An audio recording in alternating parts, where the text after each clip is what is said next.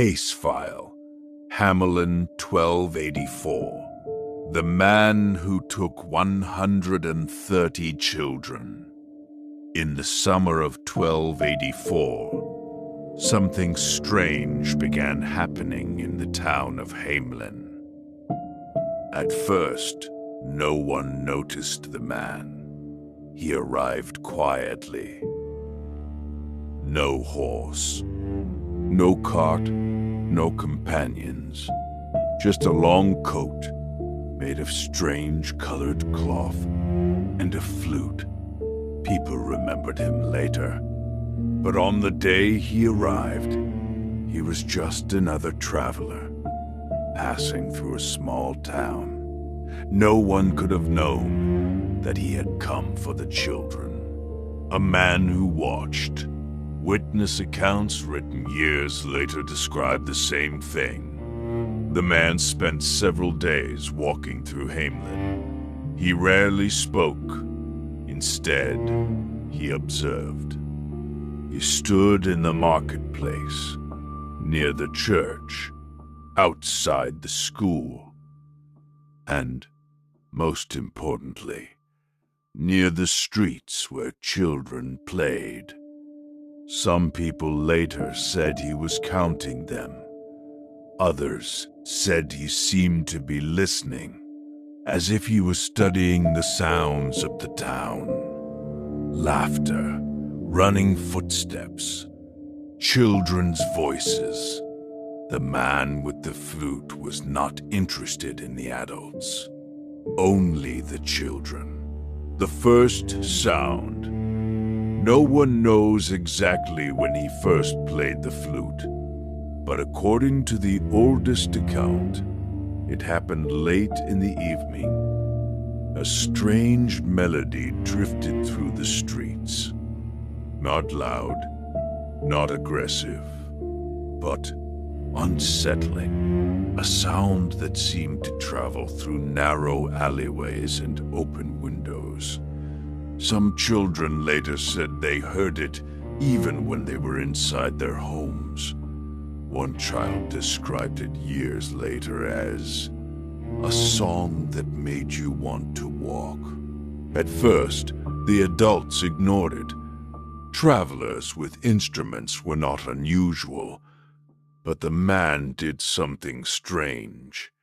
He only played when children were nearby. And when adults approached, he stopped the experiment. Historians believe the man spent days testing something. He would walk through the town slowly, playing small pieces of the melody, and the children began reacting. Some followed him for a few steps, others simply stopped and stared. But every day, more children seemed to notice the music. The man was patient. He was not in a hurry, because what he was doing was preparing them. The day it happened, the day of the disappearance, was June 26th, 1284. It began like any other day. Parents went to work. Children played in the streets. The church bells rang at noon. And then the music started again. But this time it was different. Louder, clearer, stronger. Witnesses said the melody echoed through the entire town, and something strange happened.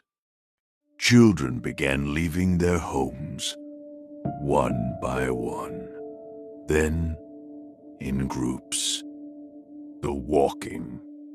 The man walked through the streets slowly, flute in his hands, melody filling the air, and behind him, the children followed. Some held hands, some were still wearing school clothes. None of them looked frightened. None of them looked confused. They simply walked, like they were following a path only they could see. Parents began shouting, but the children did not stop. The music kept playing, leaving Hamelin. The man led them toward the edge of town. Witnesses tried to count. Some said there were over 100. Others said closer to 130. Children from every part of Hamelin, all walking silently behind the man. They passed the final houses, the final fields, and reached the hills outside the town. After that, the witnesses could only see them from a distance. A long line of children, and the man with the flute, walking toward the mountains. The disappearance. According to the surviving records, the children disappeared near a place called Coppin Hill. Some witnesses said the ground opened. Others said the children entered a cave. But the most chilling account says something different. It claims the children simply walked into the mountain as if the rock itself had opened and then closed again. The man with the flute was never seen leaving. The two children eventually returned to Hamelin. One was lame, the other was deaf. They had not followed the man all the way. Years later, they described the same thing. They said the music made it impossible to stop walking. They said it felt like a dream. And they said something else that terrified the town. They said the man had been watching the children for days. The town's fear. After that day, Hamelin changed. Parents no longer allowed children to play freely in the streets. Music in certain parts of the town was forbidden. Even centuries later, some traditions remained. In one street of Hamelin, music is still not played. Not during festivals, not during parades, because the people believe something strange.